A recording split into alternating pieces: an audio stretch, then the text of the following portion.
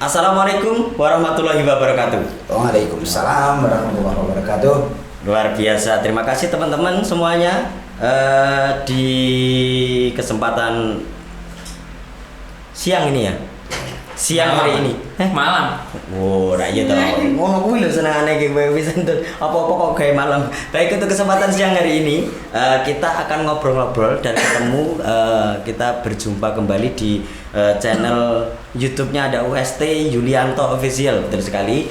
Terima kasih, dan kali ini nanti kita bakal ngobrol-ngobrol bareng bersama, kebetulan sudah ada Sang Ustadz Yulianto di sini dan juga ada Mbak Estini, ya. Kebetulan juga di samping saya ada Mas Harno, Gus Harno, betul? Salah. Mas Harno. Oke. Ya. Ada Mas Harno kebetulan yang ada di sini. Ini bukan kebetulan nih. Jangan betul. Ya, memang direncana. Oh, bukan kebetulan, ini memang direncana. Yang tidak pernah mengalami siang. Baik, terima kasih teman-teman semuanya. Nanti kita akan membahas tentang kisah hidup dari Pak Ustadz Yulianto. Kebetulan dari Pak Ustadz Yulianto ini punya kisah yang sangat menarik sekali. Yang kebetulan dalam kisahnya itu sudah dituangkan dalam novel yang berbentuk novel seperti ini. Ya. Nah, seperti ini. Baik. Dengan judul novelnya ada Sepotong Rindu untuk Ayah.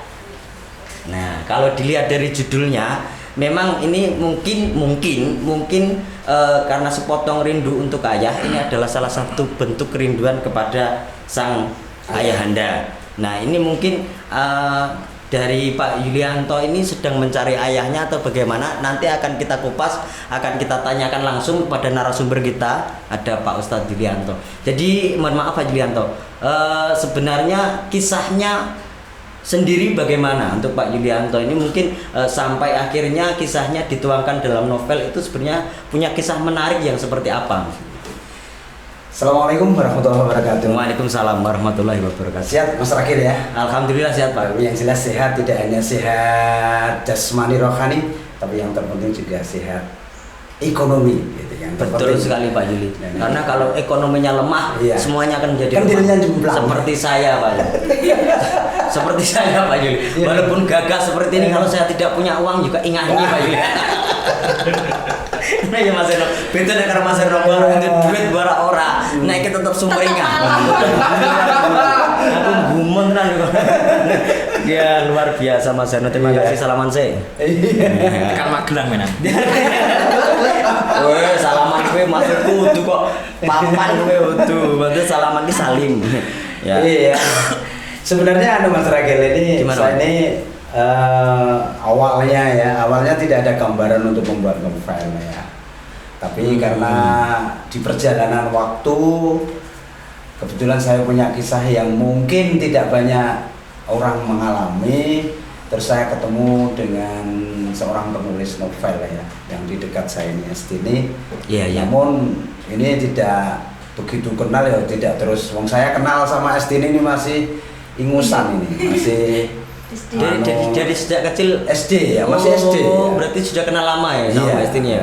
Dulu belum bisa membuat novel. Jadi dari sebelum Mbak Estini menjadi seorang penulis, iya, itu Pak Yuli sudah kenal sama sudah Mbak? Kenal, tapi lebih akrab dengan ayahnya. Oh, ya. begitu ya. Yang dulu awal-awal ya, sebelum ke novel, sebelum Estini ini membuat novel ini Sepotong Rindu untuk Ayah ini, saya kan kebetulan di asrama haji itu kenal dengan ayahnya.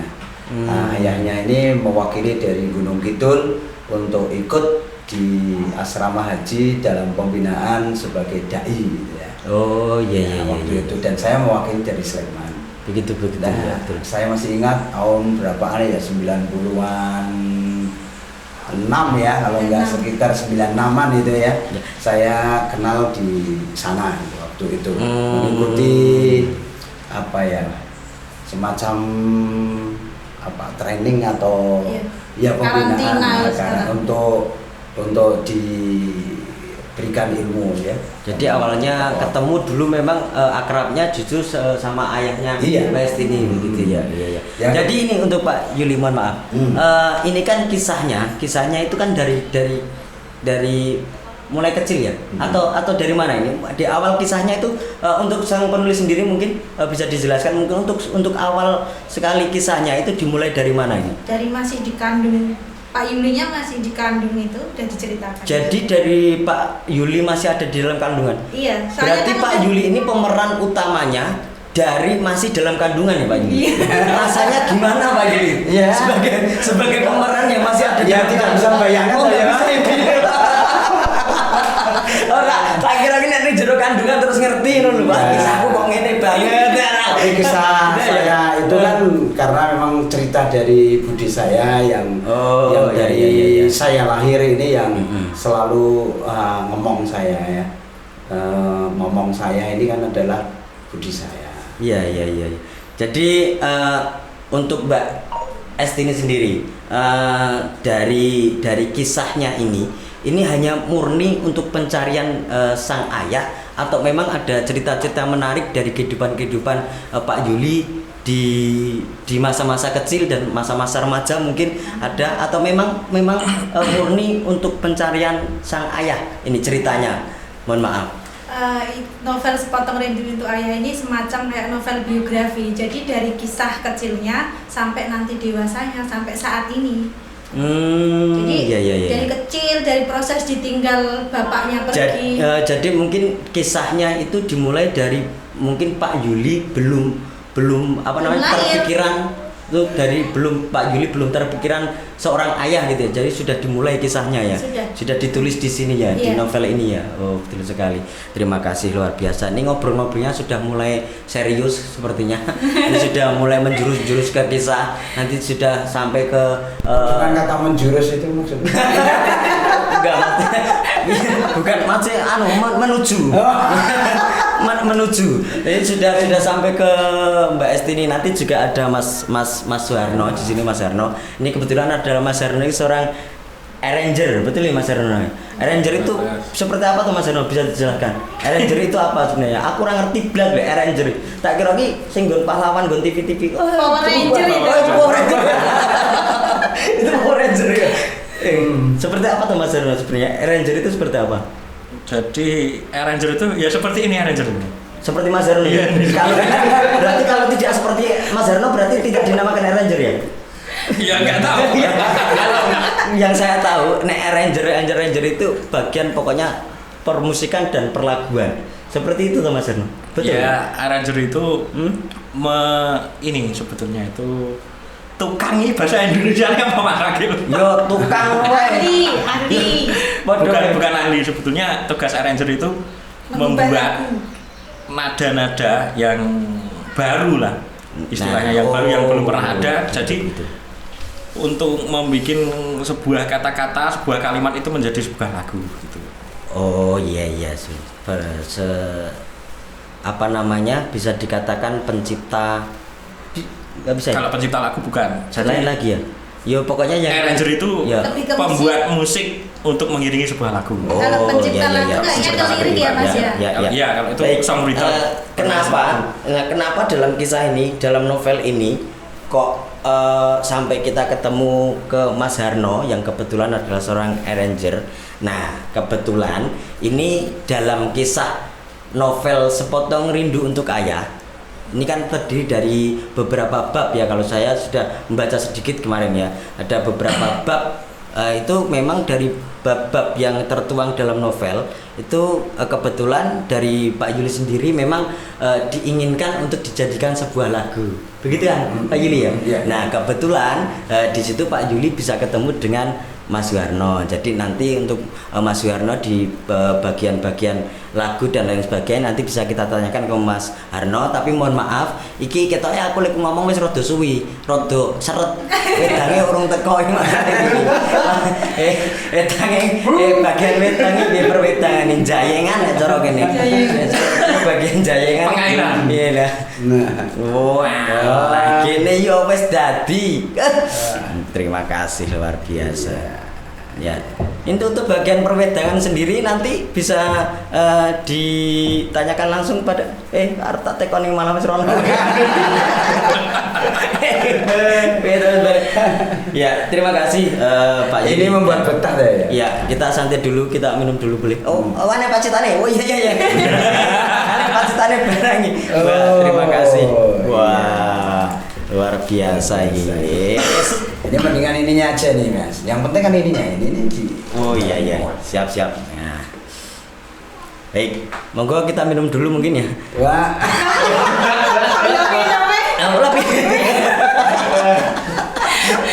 Lah memang minumnya gaya kekinian ya. memang harus begini Mas Arno minumnya di sini ya. Ini kelihatan aslinya ini Mas. Dan nah ini sudah kita mungkin mulai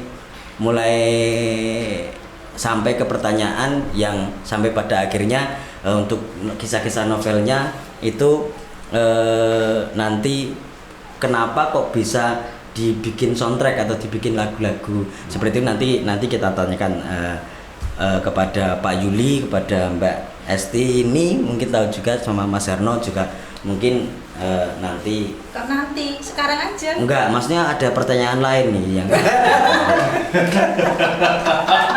iya, Takon apa ya? iya bisa arah tekon ya Mas.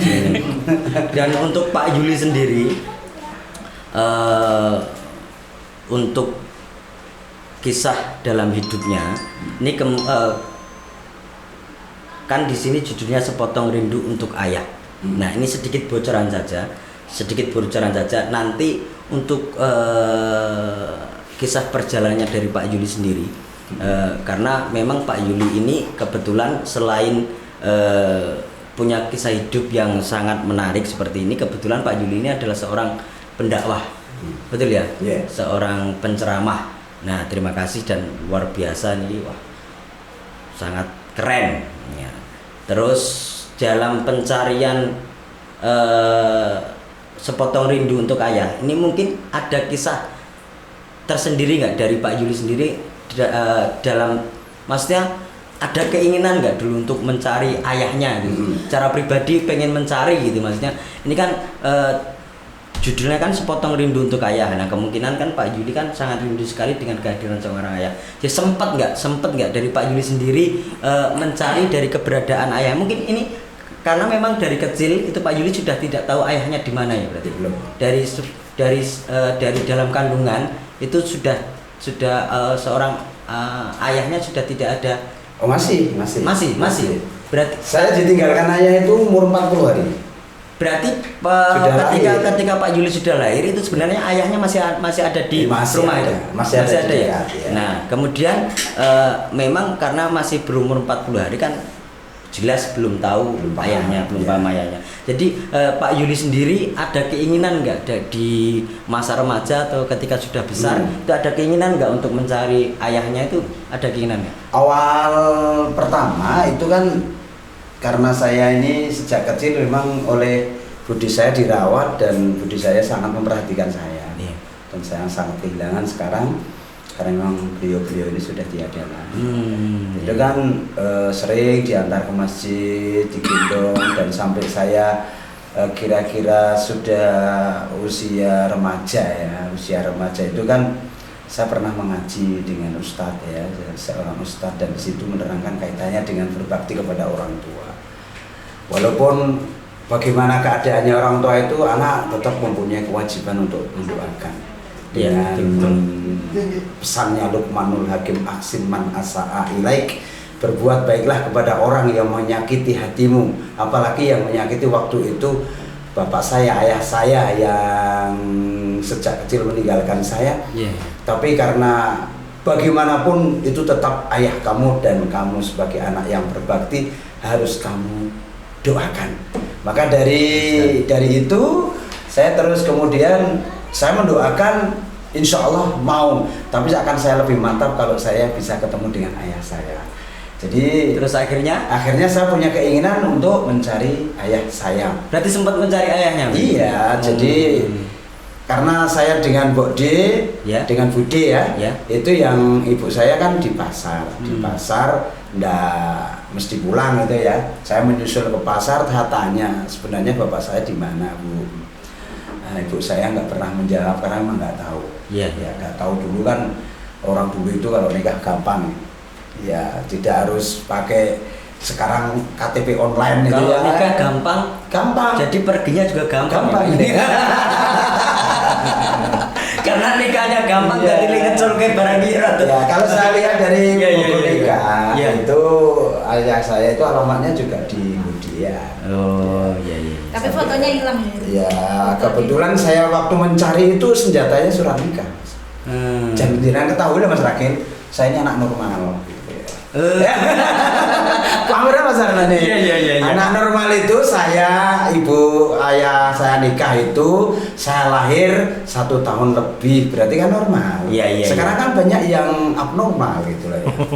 Seperti ya Pak. Seperti baru nikah 3 bulan lahir bobotnya Bibi tunggul. Mohon maaf Pak Yuli, apa itu memang karena bukan dari manjurnya? Jadi Kan biasanya kan kalau pernikahan itu memang mengundang Pak Ustadz atau Kiai seperti Iya. itu. Kadang kan biasanya kan mendoakan juga mudah-mudahan segera diberikan Amin. omongan seperti itu. Iya. Kan? Apa memang karena manjurnya doa atau bagaimana Pak bulan kelahiran? itu sudah di luar kepala. Masa 3 bulan lahir 3,5 Ya maksudnya saya kira kan memang itu karena manjurnya dari doa seorang Ustadz itu. Kayak Mas Raga dulu aja ya. Baik, aku ora lu aku. Bentar ya. Orang, Ya. kita kabeh kok. Mas Anggit ya Pak? Kita Ya, masih masih kurang.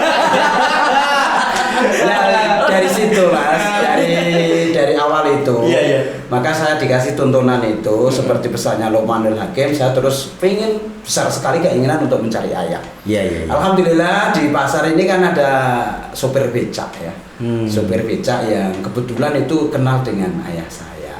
Ya. Iya. Ayah saya itu aslinya dari Jawa Timur. bukan dari Klaten ya, Klaten apa ya, Bendungan ya, Bendungan Cawas gitu ya, Bendungan Iya. Cawas, Bendungan Pelanggu Cawas itu Iya, ayah saya dari sana. Maka waktu saya dikasih alamat, saya langsung ke sana. Saya pakai sepeda ya, sepeda yang Pakai atau naik sepeda motor tahun 75 aja ya. Iya, maksudnya harus jelas sekalian karena Iya. memang ini kan disimak atau diberangkat. Ngomong sama orang pinter itu gitu ya. Maka itu justru malah kelebihan pinter itu. Bukan seperti itu Pak Juli, karena memang di sini ada bagian yang menjeglongkan Mas Arno. Jadi sebelum saya dijeglongkan oleh Mas Arno, lebih baik saya menjeglongkan dulu. Benar, Dari situ saya pakai waktu itu Yamaha 75 ya, tak itu. Iya. Sampai sana enggak ketemu, terus kemudian ada orang yang baik hati untuk menuntut saya. Yang di situ ternyata bukan ayah saya, yang di situ ada Mbah Bibi ya. Mbah Bibi. Mbak Bibi itu kalau Mbah dalam Bibi bahasa Jawa, itu bahasa Indonesia. apa ya namanya ya? Tunggal Mbah. Tunggal Mbah ya. Simbahnya Bule yang Bule itu. Bapak. Mbahku ini Tunggalnya simbah yang itu, yang iya, Klaten. yang Klaten. Jadi mbahnya Mbahnya kakak kakak adik. adik. Kakak adik, Iya. ya. Kebetulan mbak saya yang lebih tua. Iya. Dari situ saya ketemu dan diakui bahwa dulu pernah ngelamar ya ibu saya itu di Budian. Iya. Setelah itu ternyata bahwa waktu itu berdomisili di Senduro Lumajang, Jawa Timur. Oh. Dari situ, dari Mbak Bibi, dari Pak-Lik di situ saya dikasih alamat, saya ngirim surat. Kemudian Bapak kemudian berapa jam tinggal saya ke sana dan saya masih sendiri, ibu saya tidak mau diajak ke sana. Padahal waktu ketemu Berarti itu masih bujang, belum keluarga ya Pak Juli? siapa? Pak Yulinya? Mau Ah, mau itu minta belum. restu itu. Belum, Mau belum minta ya? restu. Nah, itu belum waktu Di novel gitu loh. terlalu cepat itu ya. Iya. Waktu itu belum ya. Iya. Dan perjalanan cepat sekali. Tapi yang jelas saya sudah mantap tahu ayah saya dan saya mendoakan walaupun secara ekonomi secara ekonomi tetap mandiri gitu ya. Iya. Jadi ayah saya tetap dengan keluarga sana, saya dengan keluarga itu sendiri. Berarti sempat ketemu nggak sama ayah? Iya, sempat ketemu. Sempat ketemu ya? Sampai Alhamdulillah. tahun berapa 2016an Iya, iya. ayah meninggal juga. Ya, wah, sangat luar biasa. Ceritanya memang sangat menarik sekali. Yang jelas saya tidak ada dendam. Iya, Karena betul, apa? betul. Karena tidak ada manfaatnya. Pokoknya untuk teman-teman dulur-dulur semuanya yang menyaksikan acara ini, nah, nanti untuk cerita selengkapnya atau cerita yang lebih lengkap dan lebih jelas lagi, nah, nanti bisa Anda baca di novel ini. Ya. Boleh tempat yang putih, Mas? Nanti bisa Anda beli untuk novelnya di mana Pak Yuli? Ya di tempatnya saya ada. Di tempat Pak Yuli ada. Di alamatnya? Kemiri Sewu, Sidoarjo. Nanti ditulis. Ya, Iya, siap. Nanti ditulis. Oh iya. Oh, bagian Mas Anggit kau nulis ya? Oh iya. Sorry Mas Anggit. Atau di Enggak, saya tempat udah pusing. Oh sudah. Sudah pusing. Terima kasih Pak Yuli untuk kisahnya yang sedikit sudah diceritakan bersama teman-teman, luar biasa. Nah, nanti kita akan menuju pertanyaan ke Mbak Estini selaku penulis dari novel Sepotong Rindu untuk Ayah. Tapi sebelumnya mari kita minum dulu. Iya. Mas Arnold dulu itu. Mari kita minum dulu Mas Ron. Bismillahirrahmanirrahim. Wah ini pahit. Mas Anit kayak minum ya? Sama udah. Terima kasih. Gelasnya cilik orang yang joke.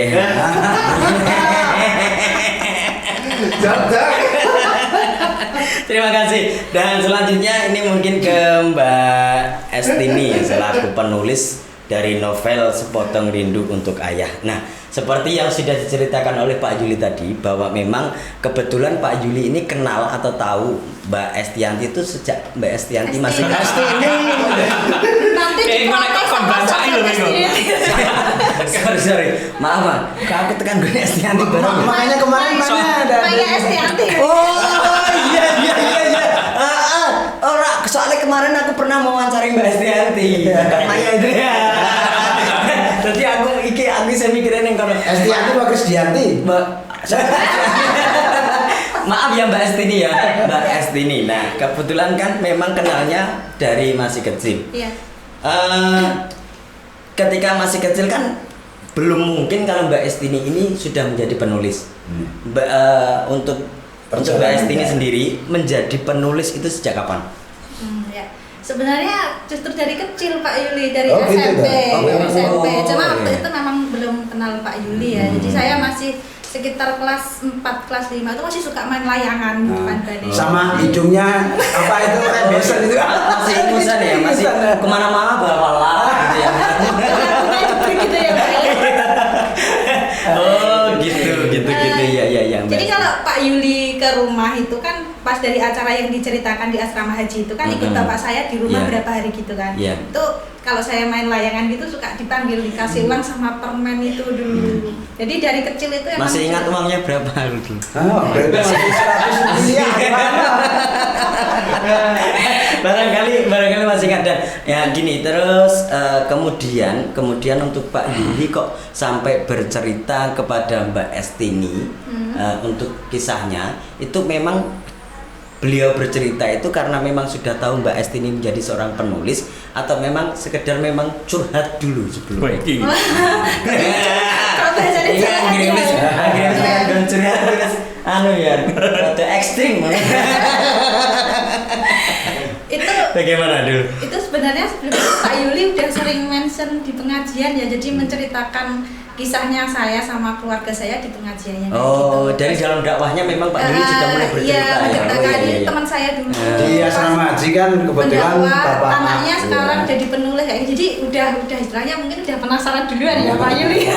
Itu udah diceritakan ke jamaahnya dan mungkin ada antusias dulu dari jamaahnya kayak gitu. Nah kebetulan pas hari itu Desember ya Pak, Desember 2019 itu donasi di Masjid Al-Fatah. Jadi Pak Yuli dan rombongan itu membantu masjid di sana. Nah, dari perjalanan pulang itu kan lewat Mendak ya itu. Dulu Iya, saya iya. desa Mendak itu. Iya. Nah, Pak Yuli pas lewat itu ingat, "Mbiyen aku pas cilik lewat dalan iki urung aspalan karo bapakmu nunggu naik truk kayak gitu kan." Iya, Itu iya. kayak nek digawe novel iki kayak seru. Nah, dari situ. Oh, Awalnya dari berarti situ. memang untuk novel Sepotong Rindu untuk Ayah ini memang untuk yang berkeinginan untuk ditulis dalam bentuk novel kisahnya itu dari Pak Yuli sendiri. Iya. Atau memang dari Mbak Esti ini sudah berminat untuk- Ya, saya cerita itu terus gimana kalau buatkan novel. Oh, gitu. berarti memang keinginan dari Ya. Pak Yuli. Dan untuk ini mendokumentasikan Tidak mengambil profit ini. Ini memang fokusnya iya. tidak mengambil profit. Sebenarnya saya nggak mau buka itu ya Pak. Baik. Tapi Pak Yudi kan Baik. Terus untuk Iya, jadi sebentar Mas. Jadi Ya. memang karena ini lumayan ya alhamdulillah untuk karya perdana Pak Yudi ini kan boomingnya alhamdulillah lumayan istilahnya Ya. istilahnya apa ya, antusiasnya cukup. Itu orang bertanya-tanya, wah itu Mbak Esti ini dibayar berapa ya bikin novel itu, orang di luar itu pertanyaan itu, sedangkan saya mau mikir saya juga "Jane, penasaran nih jadi Kayak gimana curhat ya? jadi aku ya penasaran nih gitu.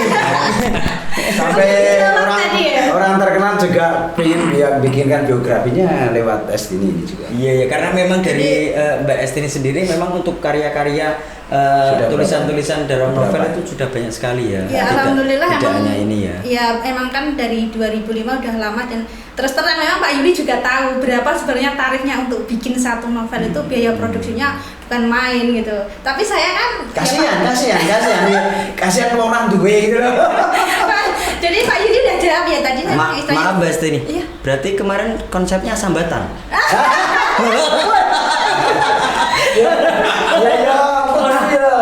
Berarti sampean kulino kayak aku Mbak. Ayo kulino sambatan, tapi nek wong sambatan kuwi memang sangat luar biasa. Nah, temannya banyak. Enggak, nek Iya.